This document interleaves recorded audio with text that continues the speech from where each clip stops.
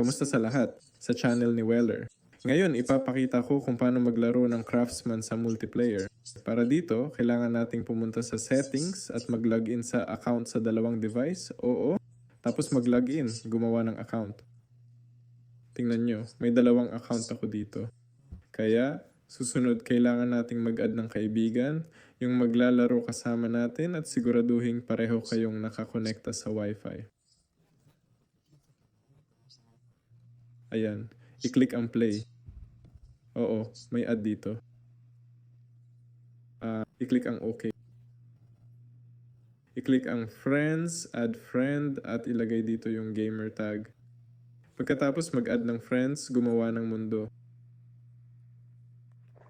I-click ang create.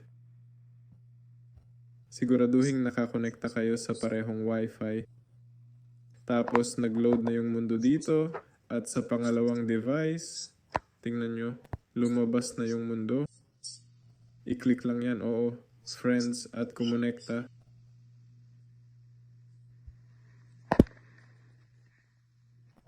Ayan, pwede na kayong maglaro.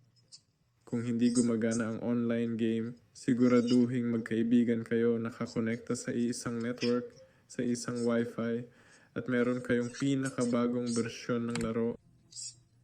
Para i-update ang laro, oo, tingnan mo, pwede nang maglaro. Ito ako. Ito, pwede na maglaro na. Ayan, yun lang.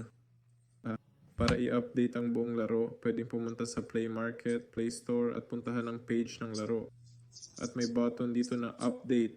Yun lang, si Weller ito. Paalam sa lahat.